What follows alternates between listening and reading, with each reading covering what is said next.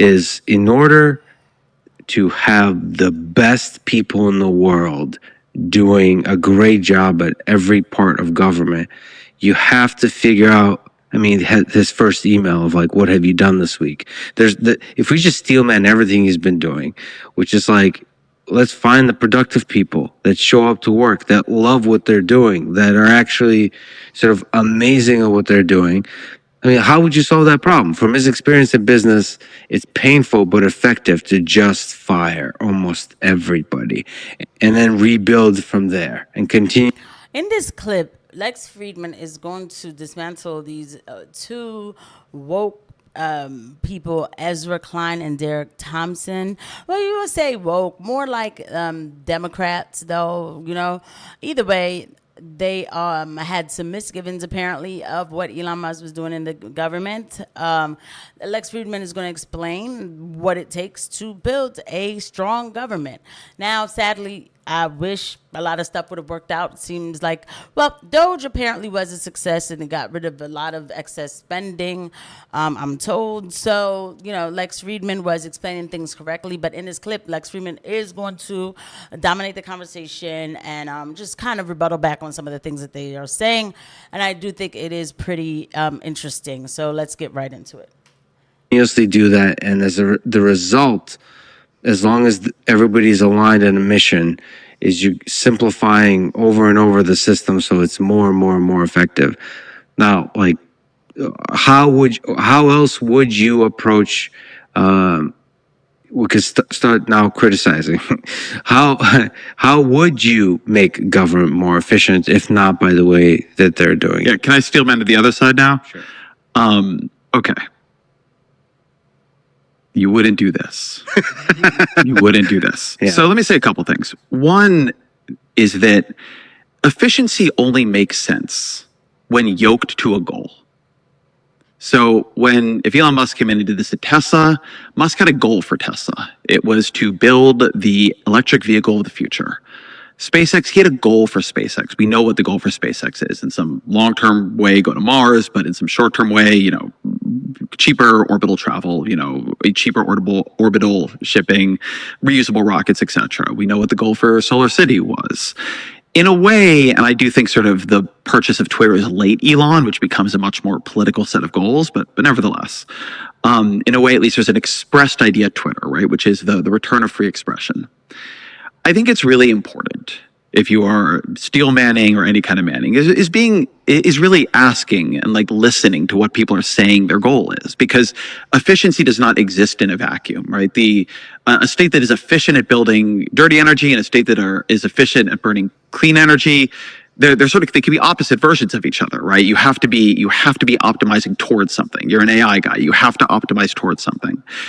And the goal, I find myself really consistently frustrated by conversations about Doge that treat efficiency as some free-floating thing. Or I sometimes will hear people say to me, very smart people have said to me, oh, what Doge is really doing is stripping the government down to studs so it can put AI into it, because Elon believes in AGI is coming soon and you need to make a government capable of using AGI. And I always say to them, okay, AI towards what? Towards what value function? Towards what prompt are you inserting at the base level? Sorry about that. But this is Ezra. You know, sometimes when people speak, they try to sound like so intellectual, and I know how that sounds coming from me, who's pretty much casual and relaxed. That they themselves miss the point. Even asking this question of, well, what using AI in government for what value systems? What are you talking about value systems? It's just another technology. It's a piece of tech. The values should never come from the tech. It should come from the person. So I don't know, that question was kind of like silly a little bit if you think about it. I mean, you know, it's tech. Now, the people behind the tech and what they want to do with it, that's different, but the tech is not the problem. We always seem to put the problem on the machine rather than the person. If we're concerned about AI, and there is a lot of concern about AI, we need to be concerned about the people controlling the AI. I do not believe that we will live in a world where the machines are going to take over the humans. No, I just believe that we live in a world where the humans are going to tell the machines to take over the humans. So there's that. By the way, guys, if you like this clip, please don't forget the like and subscribe button and the notification bell. Thank you to everybody who's watching this video. And I think a few things become very clear. One is that it is towards Donald Trump. It is his movement. Elon Musk serves at his pleasure. Elon Musk has said that he would like to himself chisel Donald Trump's face into Mount Rushmore. He said he loves Donald Trump as much as a man can love any other man. He believes in Trump, right? I think you have to take him at his word. Or maybe you think he's very cynical and he's saying all that to curry favor in a sycophantic way with Trump. But at some point, Elon Musk does not serve with any kind of independence. If Trump says your power is gone, his power is gone. He's functionally an outside advisor to the government.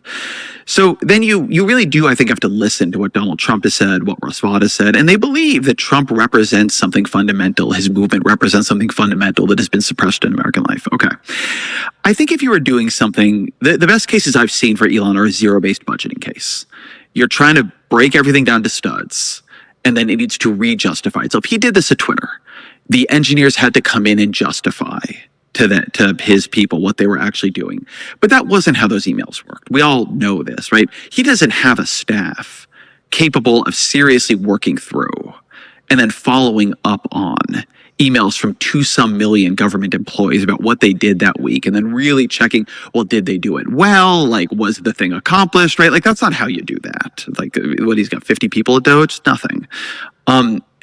If you want to do zero-based budgeting, it has to be against a criteria. So coming in and gutting USAID, some of the things USAID does are just extraordinary, right? PEPFAR. Nobody anywhere thought PEPFAR was not an efficient program. PEPFAR is maybe the highest value thing that we have ever done in the US government to save human life through foreign aid.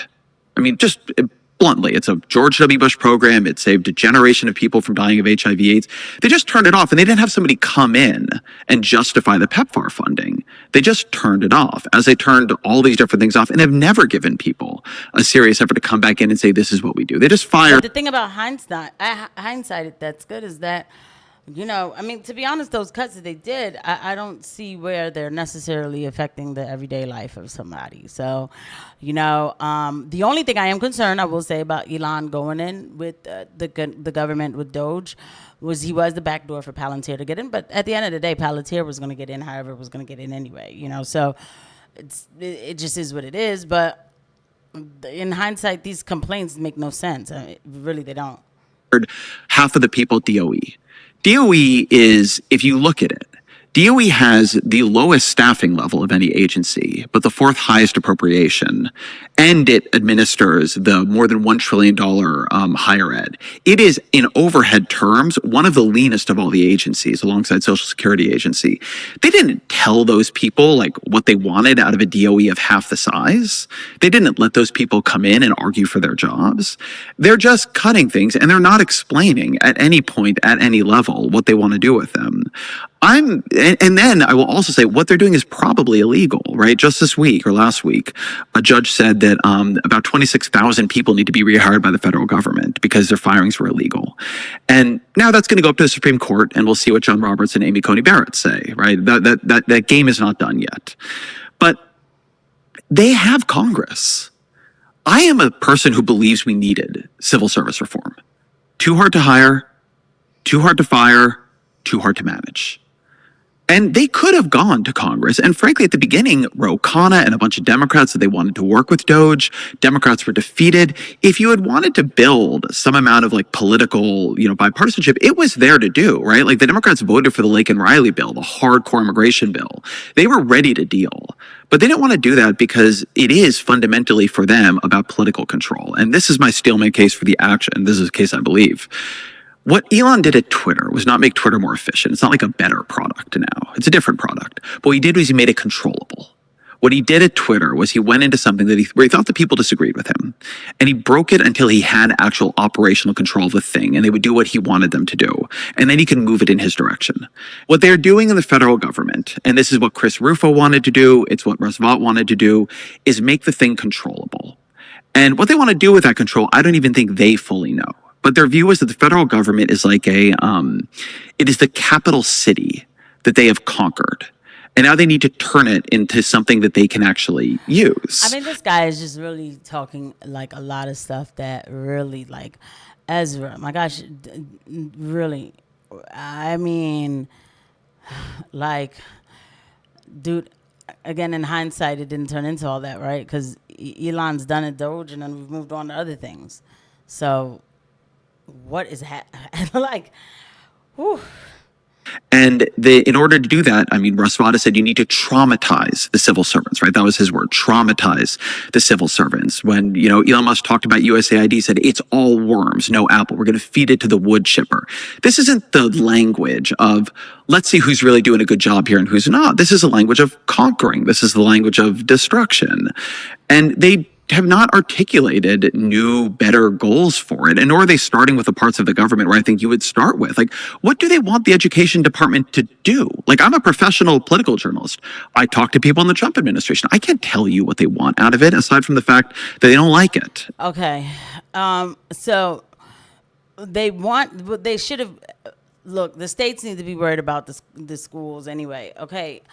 But again, this guy, like, some people, when they clean, they just toss everything out. That's just really what he went in and was just like chopping things up. And they think it's like a hotbed of other people's power. I can tell you what some conservatives have written about it, but the administration itself has not articulated goals. So what I think their view is right now is they're breaking the thing and trying to make the people who would be oppositional either like leave or go into hiding. And then they're going to figure out what they want to do with it. But like right now, they're in the period where you have to sack. And then like later on, you can build yourself your monuments and turn the civil service to your own ends. That is my, like, I don't think it's still, that is what I think is going on. Huh. I think that's from a certain perspective, accurate and insightful description. If we just look at Twitter, you said that he didn't make it more efficient, he made it more controllable. Let me just describe, just because I know the engineers inside Twitter well, which we could argue that the government is very different than a company. That's an important argument there. With Twitter, the culture that's there now, people are really excited to work there and to be productive there, engineers. Elon is really good at finding people that are there, extremely good at what they do, and are there to give everything. And the resulting thing, this machine that is created, all barriers removed, you create beautiful stuff. It's not like move fast and break things, this very cynical perspective on it. No, everybody loves what they do, are good at it, and are really rapidly figuring out all the multitude of problems that arise in that.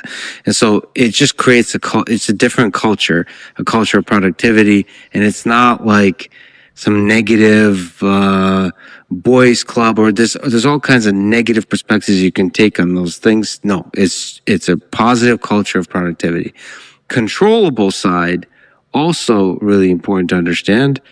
And that could be taken advantage of in a really negative way, especially in government. But you should say on some of the most successful software projects, there is a level of control required to, like open source projects. Linus Torvald, the head of that heads up the Linux kernel, there has to be what's often called the benevolent dictator for life. There has to be a controllability to the machine of this extremely productive, efficient team to work together. And that is kind of really, and so one thing about Lex Fridman, even though this other guy he rambled on and tried really hard to sound like he knew what he was talking about, but it was really an emotional conversation. Lex Fridman is able to come back and just rebuttal with a few quick words in a very monotone voice, but insightful words. And it really kind of goes back to what I said earlier about the whole AI thing, about controls, really, because it's not about the machine. You need somebody to control the machine, and it depends on the person controlling the machine. It's not the machine that's the problem. It is the controls. The controls are necessary. And I do think this was a pretty good discussion about controls. I don't know. I think this is a pretty good clip. Even though, golly, Ezra, you could have done at least 2 minutes less. But you guys let me know what you think of this clip. I'll see you guys at the next one. Bye.